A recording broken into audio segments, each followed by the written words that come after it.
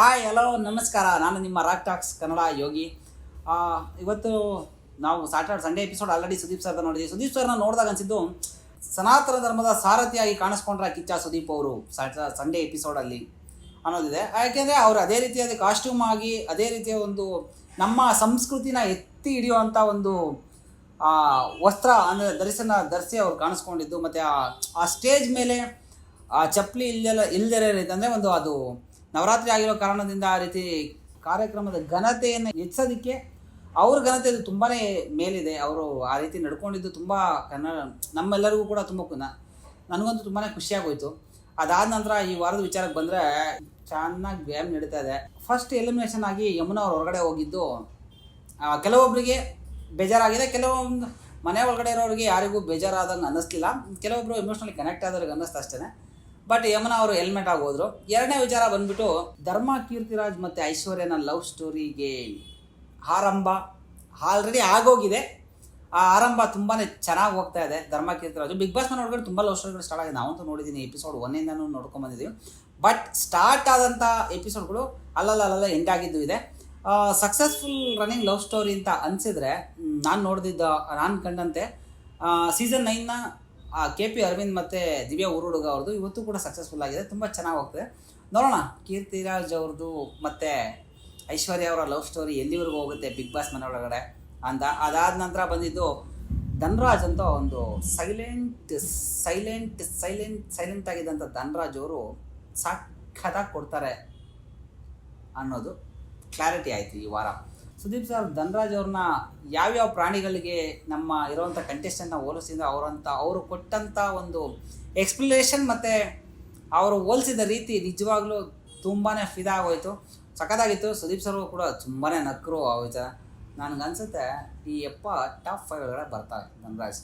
Capabilities ಇದೆ, knowledge ಇದೆ, joker ಅಂತಲೇ ಹೇಳ್ಬೋದು ಬಿಗ್ ಬಾಸ್ ಮನೆ ಒಳಗಡೆ. ಎಲ್ರಿಗೂ ಬೇಕಾಯಪ್ಪ. ಸದ್ಯಕ್ಕೆ ನೋಡಿದ ಮೂಮೆಂಟಲ್ಲಿ ಯಾರ ಜೊತೆನೂ ರಾಂಗ್ ಮೂವ್ ಇದ್ದಾರೆ, ಲೈಟಾಗಿ ಗೇಮ್ನ ಸ್ಟಾರ್ಟ್ ಮಾಡಿರೋರಂತೂ ಎಲ್ಲರಿಗಿಂತ ಅತಿ ಬುದ್ಧಿವಂತರು ಧನ್ರಾಜ್ ಬಿಟ್ಟರೆ ಬೇರೆ ಯಾರಿಲ್ಲ ಹಂಗಾದ್ರೆ. ಇನ್ನು ನಮ್ಮ ತ್ರಿವಿಕ್ರಮ್ ಕೂಡ ಫಸ್ಟ್ ವೀಕ್ ಏನಂತ ಹೇಳ್ಕೊಳ್ಳೋಂಥ ಪರ್ಫಾರ್ಮೆನ್ಸ್ ಕಾಣಿಸಿಲ್ಲ ಅಂತಂದರೂ ಕೂಡ ಸಂಡೇ ಮಾತಲ್ಲಿ ಸ್ವಲ್ಪ ಮೋಡಿ ಮಾಡಿದ್ರು ಕೆಲವೊಂದು ವಿಚಾರಗಳನ್ನ ಇಟ್ಕೊಂಡು.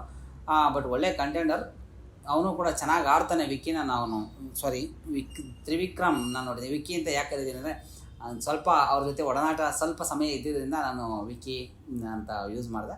ಅದರ್ವೈಸ್ ಇನ್ನು ನೋಡಿಕೊಂಡ್ರೆ ನಮ್ಮ ಉಗ್ರಂ ಮಂಜಣ್ಣನ ಚೆನ್ನಾಗಿ ಆಡ್ತವ್ರೆ. ಉಗ್ರಂ ಮಂಜಣ್ಣನ ವಾಯ್ಸು ಇವಾಗ ಓಪನ್ ಆಗ್ತಿದೆ. ಯಮುನಾ ಅವ್ರ ಮೇಲೆ ಅವ್ರು ತುಂಬ ಅಂದರೆ ಯಮುನಾ ಅವ್ರ ಜೊತೆ ತುಂಬ ಕಾಂಪಿಟೇಟಿವ್ ಆಗಿದ್ದರು. ಅದಾದಮೇಲೆ ಉಗ್ರಂ ಮಂಜು ಅವರು ಚೆನ್ನಾಗಿ ಬರ್ತದೆ.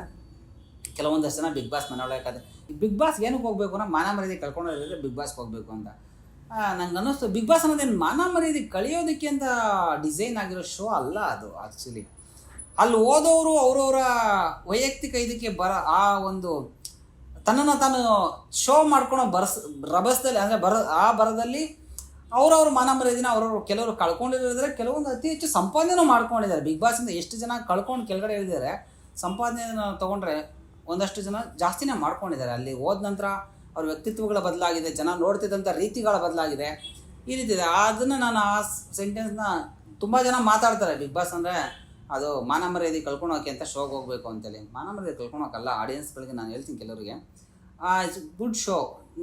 ನಿಮ್ಮನ್ನು ನೀವು ಏನು ಅಂತ ಸಮಾಜಕ್ಕೆ ತೋರಿಸ್ಕೊಬೇಕು ಅನ್ನೋದಕ್ಕೆ ಒಂದು ಒಳ್ಳೆಯ ಪ್ಲಾಟ್ಫಾರ್ಮ್ ಸಿಗುತ್ತೆ. ಬಟ್ ನೀವು ಹೆಂಗಾರು ತೋರಿಸ್ಕೊಳ್ಳಿ, ಅದು ನಿಮ್ಮ ವೈಯಕ್ತಿಕ ವಿಚಾರ. ಬಟ್ ನಿಮ್ಮನ್ನು ನೀವು ಪ್ರಪಂಚಕ್ಕೆ ಅಂದರೆ ಸಾಮಾಜಿಕ ಜೀವನಕ್ಕೆ ತೋರಿಸ್ಕೊಳ್ಳುವಂಥವ್ರಿಗೆ ಒಂದು ಒಳ್ಳೆಯ ಪ್ಲಾಟ್ಫಾರ್ಮ್ ಆಗಿ ಓಪನ್ ಆಗಿದೆ ಬಿಗ್ ಬಾಸ್. ಅದರಲ್ಲಿ ನೋಡಿದ್ರೆ ಈ ವಾರ ತುಂಬಾ ಮಜಾ ಇದೆ. ಹಂಸನ ಫುಲ್ ಧ್ವಂಸ ಮಾಡೋದಕ್ಕೆ ನಮ್ಮ ಜಗ್ಗಿ ಅವರು ಮತ್ತು ಸತೀಶ್ ಅವರು ಈ ವಾರ ಸಖತ್ತಾಗಿದೆ, ಎಂಟರ್ಟೈನ್ ಮಾಡ್ತಾರೆ ಅಂತ ಅಂದ್ಕೊಂಡೆ. ಚೆನ್ನಾಗಿ ಹೋಗ್ತಾಯಿದೆ, ಎಪಿಸೋಡ್ಸು ಕೂಡ ಚೆನ್ನಾಗಿದೆ. ನಾನು ನೋಡ್ತಾ ಇದ್ದೀನಿ, ನೀವು ನೋಡ್ತಾ ಇದ್ದೀರಾ, ಹಾಗೆ ನನ್ನನ್ನು ನೋಡಿಬಿಟ್ಟು ಏನಾದರೂ ವಿಷಯಗಳಿದ್ದರೆ ಕಮೆಂಟಲ್ಲಂತೂ ಸ್ವಲ್ಪ ಆದಷ್ಟು ನೋಡ್ಕೊಂಡು ತಿಳಿಸಿ. ಅದರಲ್ಲಿ ನನ್ನ ಚಾನಲ್ನ ಸಬ್ಸ್ಕ್ರೈಬ್ ಮಾಡ್ಕೊಳ್ಳಿ, ವಿಡಿಯೋನ ಕಂಪ್ಲೀಟಾಗಿ ವಾಚ್ ಮಾಡಿ. ಎಲ್ರಿಗೂ ಕೂಡ ನಮಸ್ಕಾರ.